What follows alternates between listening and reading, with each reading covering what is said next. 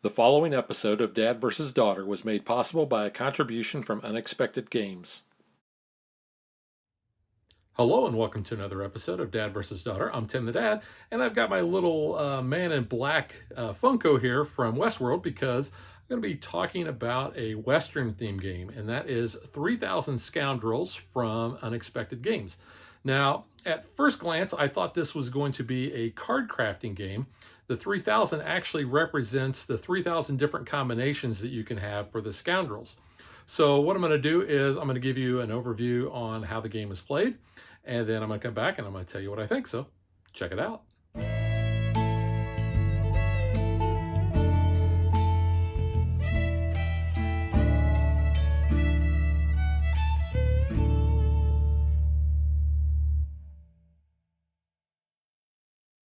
The traveler brought much change to our small frontier town in the last 5 years. He showed us marvels beyond imagination and taught us how to use his strange machines. Now that the traveler has vanished, a storm is coming. Who will control the destiny of the American frontier? Before I talk about setup, I want to talk about the nature of the game.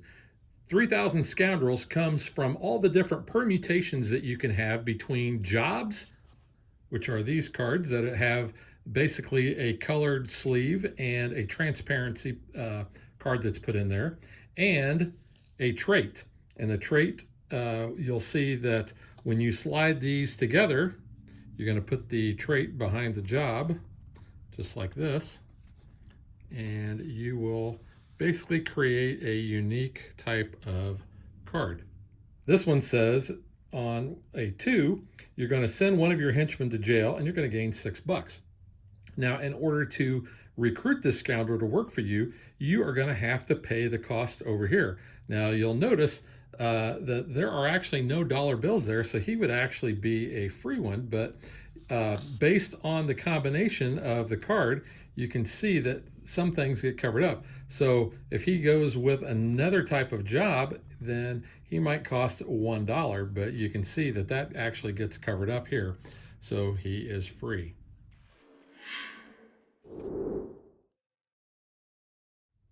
Now, I just showed you how you're going to create those scoundrels, but you actually have to set up the deck, and that is based on the number of players that you have. But you have 3 different types of jobs.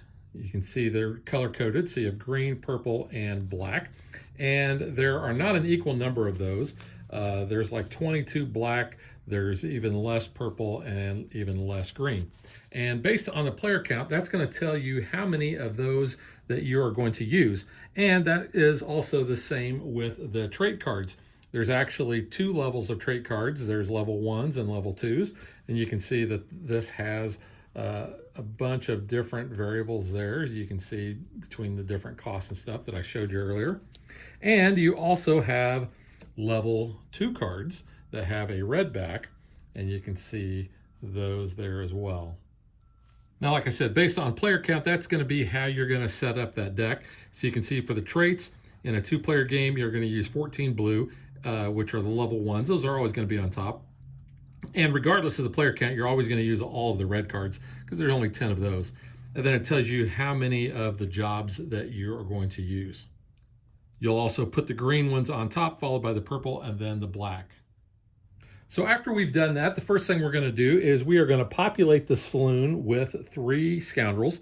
And essentially, like I showed you before the setup, we're going to take one of those job cards and then take a trait card, and we're going to slide that in to make these unique scoundrels here.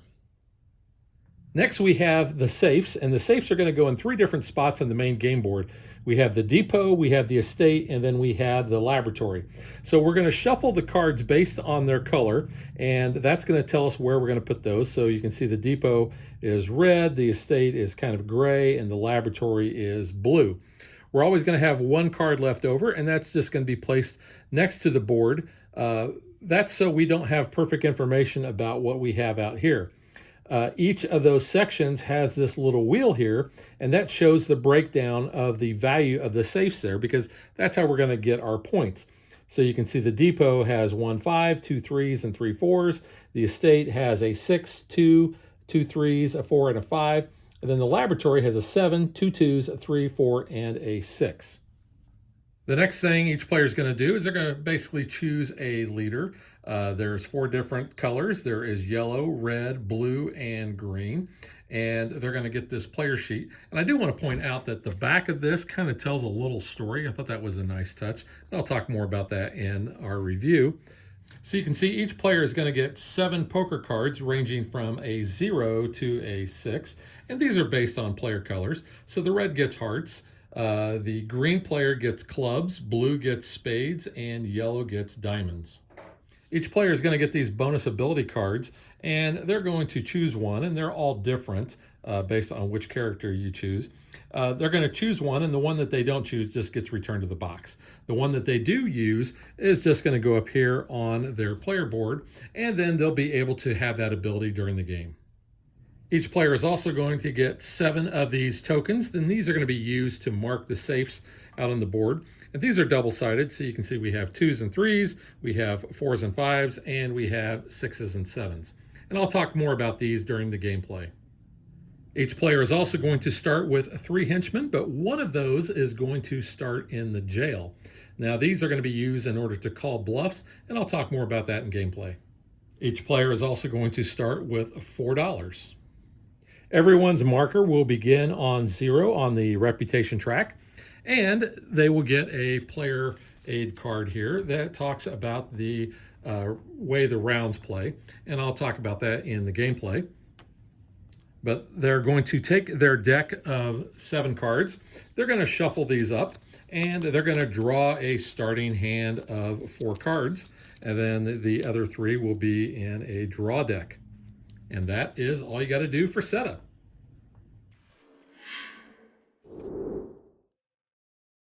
Gameplay is fairly simple. There's 3 phases to each of the rounds.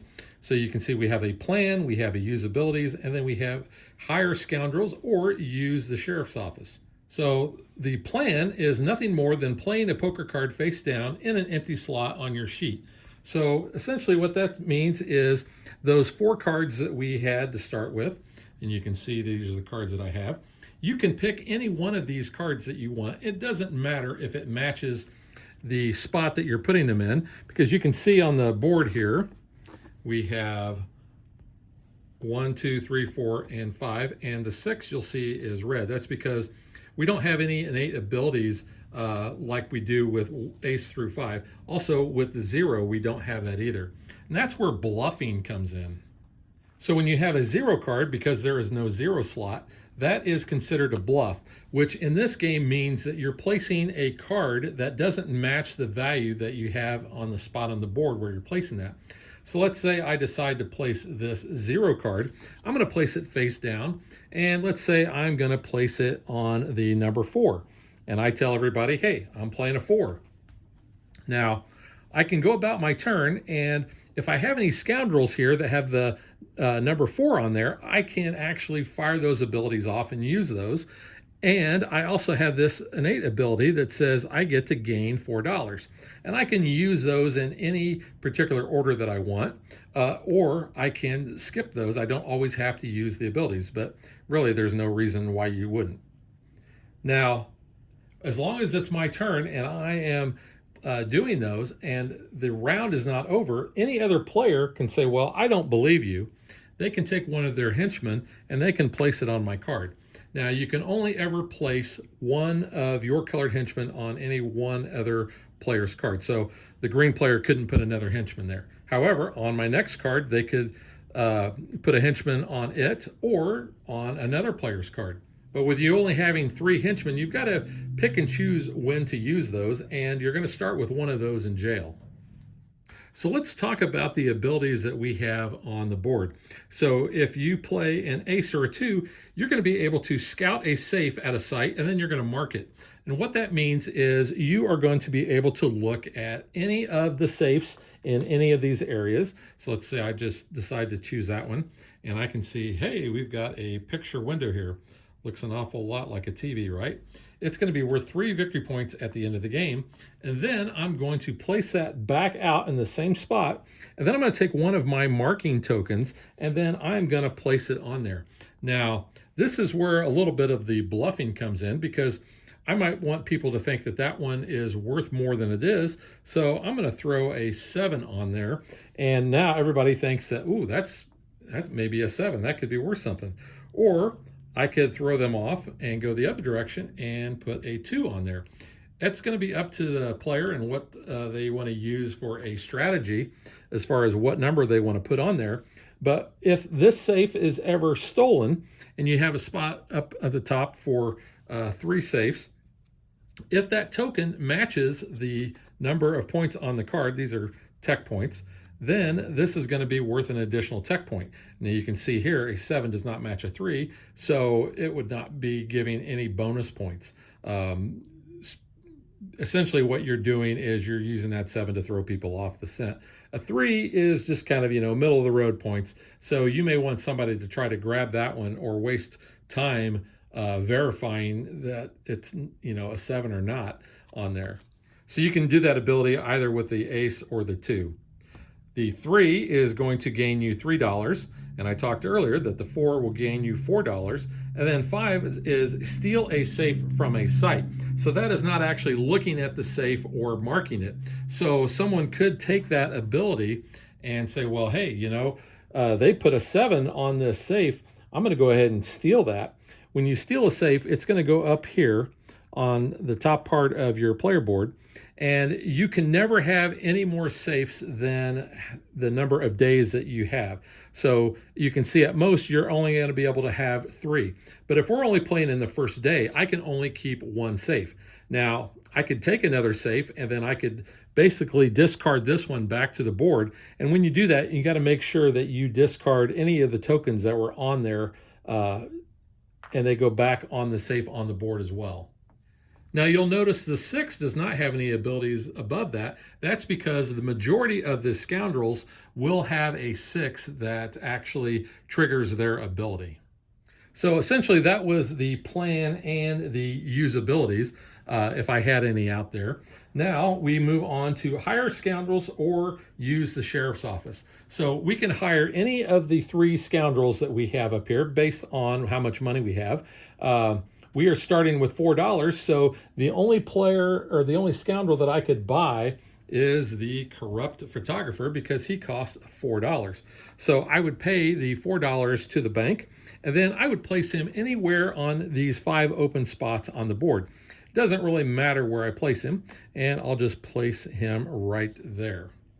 Now, when you hire a Scoundrel from the saloon, everyone moves to the right, and then you would create another Scoundrel by adding the top card of the trait with the top card of the jobs deck, and you would get a new Scoundrel, and you would place them right there in that spot on the saloon. Now let's say that you did not have or you did not want to hire a Scoundrel.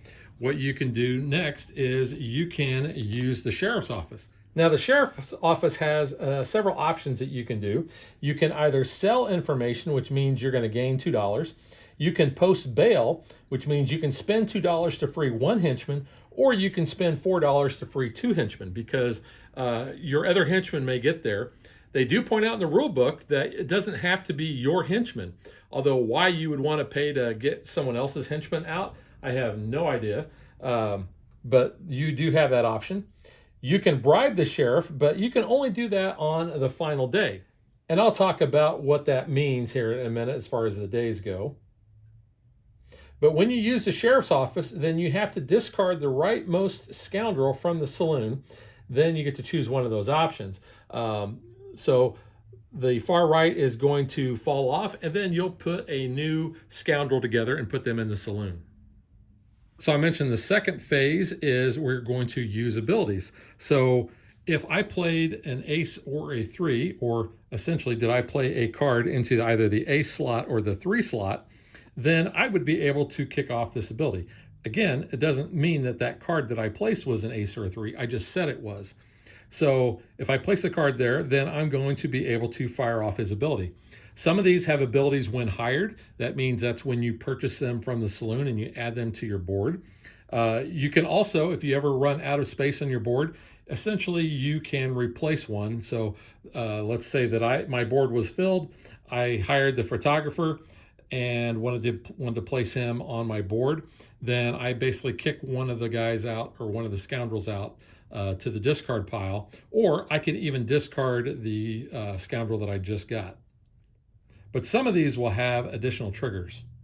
It's important to note that when you place a scoundrel on your board, the only time that they can be moved is when you hire new scoundrels. Now, why would you want to move these? Well, there are some that actually have arrows that are going to trigger based on the cards that you had already on your board.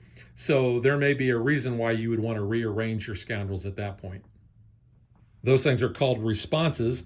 So you'll see that if there is a card that is above this, as you're evaluating that card, you can see that you'll come down and then you would do whatever the job part of this card is. Same with this is if you fired off a card that was to the right of this and you come across here, you would be able to trigger that event as well. Once a player has played their poker card for their plan, they've used any abilities, and they've either hired a scoundrel or they've used a sheriff's office, then play is going to proceed to the next player in clockwise order. You're going to continue until all players have played 4 cards to their plan, just like that. And then at that time, you're going to evaluate any of the bluffs. Now, any card that does not have a henchman on there, you leave those face down, but any that have a henchman, you do have to flip up. So you can see that they called my bluff here of a 0. Now, if they were wrong, then that henchman would go to jail. But since they were correct, then the green player is actually going to gain 1 on the reputation track, and the red player is going to lose 1 on the reputation track. Now, the reputation track goes from -2 points to +6, and that's all the further that you can go on those tracks in those directions. Now, since I was just talking about the end of day, if you flip your player aid card over, it tells you everything that you're going to do on the end of day. So there's the call bluffs. If it's not a bluff, send your henchman to jail. If it is a bluff, you lose a reputation and return the henchman to the owner, and they don't lose anything, but they will gain 1 reputation as well. And then if it's the final day, the game ends, but that depends on if you're playing a 2-day or a 3-day game. Next, what you're going to do is you're going to take those 4 cards and you're going to shuffle those up, and you're going to place them on the bottom of the deck, and then you're going to draw 4 new cards, and that'll be your starting hand for the next day. Now, obviously, one of the cards that you used on the previous day is going to be used again, but you don't know which one that is going to be. The last part of the end of day is the player with the highest reputation chooses who takes the next turn. And if tied, do not change the turn order. So if you're leading on the track and you don't want to go first, you can pick whoever that is going to be. Now, the last thing that I had talked about when I was talking about the actions at the sheriff's office is bribing the sheriff. Now, that only occurs on the final day. And what that means is a player can spend $12 to steal a safe from any of the 3 sites. Once you've completed your final day, everybody has done their turns, then you're going to flip over any of the safes that you've stolen. You're going to add the points together. You're going to add any of the points basically where you're at on the reputation track, either positive points or subtract negative points. And then you're also going to be looking at cards that may have a tech symbol on them. So you'll notice here on the card, the Spiteful Printer, they have one of the tech icons here. So just having this in your on your player mat is going to give you 1 point at the end of the game. Whoever has the most tech points wins.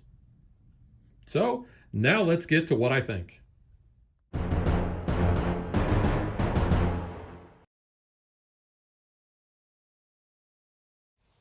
Now, this is a game that I saw at Gen Con last year, and last year being 2022, and I was pretty excited about it. I did not get a chance to demo it. I got to see it kind of from a distance, But it looked very intriguing to me. In fact, I wrongly assumed that this was card crafting. Really, the only card crafting you're doing is just getting a variable scoundrel setup. You don't actually have any way to influence that. You're shuffling those up, you're matching them with a job and a trait, and that's it. You have no control over that. So I was a little bit bummed about that. Um, and then because you are going to be going through a lot of those, the I would say the takedown of the game, or if you didn't do it the last time you played, the setup of the next game is going to take you some time because you've got to remove all of the traits from the jobs and the sleeves. So you can see when you look at the job, it just comes right out of the sleeve. You don't ever have to take these out. You just need to remove the traits. But, it's kind of a pain, and it does actually take a bit of doing. To me, that adds fiddliness to a game that is okay at best. But the fact that you've got to spend that much time, to me, that means I don't really want to play this game. Now, that being said, playing with the right group of people can be a lot of fun. Mainly as you're marking safes up here and you're trying to bluff there, because bluffing down here and trying to call somebody's bluff, there's just not enough ways to get any of the information. So it's a blind guess. And it's like, what's the point? To me, that was a big misstep in the game, is either play the cards face up, or at the end of the turn, show all of the cards so you can say, oh, well, hey, I know that person, bluffed quite a bit. You got to have some way to have some information about it. Otherwise, like I said, it's just guessing. And where's the fun in just guessing? So to me, the gameplay, like I said, it's okay at best. So now let's talk a little bit about the components. I think the card quality is fine. In fact, I like the fact that you've got the cards kind of match the suits based on the player color. They look nice. They're decent quality. They're not linen finish, but they're okay. I do like the player aid card. I think the text on there is nice and big, and it's not difficult, but it gives that little reminder of what you're supposed to be doing. All of the other cardboard chits are just standard chits. There's not really good nor bad with these. They're serviceable. They do kind of look like poker chips, which I thought was kind of a nice touch. And I had mentioned having on the back of the player sheet kind of a little backstory for the character that you're playing as. Only getting 2 of these cards based on your player, I also thought was a misstep. You're picking one for this game and you're returning the other one to the box. So then on your next game, are you playing, the other one? Or are you always playing the same one? I thought there should have been more variety there. I do like the fact that on the back of the rule book, you have a quick reference guide, talks you through, here's the end of the game, here's some FAQs. And the rule book itself is fairly nice. I mean, it's got, nice illustrations, nice, easy to read print. But the tables that they have for the setup, for either the standard game, or even if you wanted to play the full game here, the 3-day extended game, which I would always play the three day. I thought that playing 2 was just not enough, especially since then you're only going to be counting 2 safes and then your reputation and any other points you would get from your scoundrels. But I would always play 3 days, but someone needs to check their math. There's 10 red cards, so 10 plus 20 is 30. There are 22 black cards, so 22, 32, 38. There's a little discrepancy there. Actually, there's a discrepancy, I think, on all of those items that are within the rule book. Now, other people might enjoy this. In fact, it's a very light game, so maybe this will appeal more to non-gamers, so that if you have non-gaming friends that you want to play this with, this might be more their speed. To me, for my group, this was really kind of a miss. I think everybody thought it was good to okay. I don't think anyone hated it, and I don't hate the game. It's just that there's so many other games out there that I would rather play over this. Again, I really wanted to like this because I love Western themed games, but this one was really a miss for me. Now, like I said, that's my opinion. This definitely would be a try before you buy type of game. So that is 3,000 Scoundrels from Unexpected Games. Again, I would not recommend this game unless this is, you've played this before and it really appeals to you. But we will catch you guys next time. Thanks for watching our video. We hope you enjoyed it. And if you did, click that like and subscribe button. You can also follow us on social media like Facebook and Twitter at DadBeDaughter. And if you like what we do and you want to support us, you can visit our Patreon page. So thanks for watching. Thanks.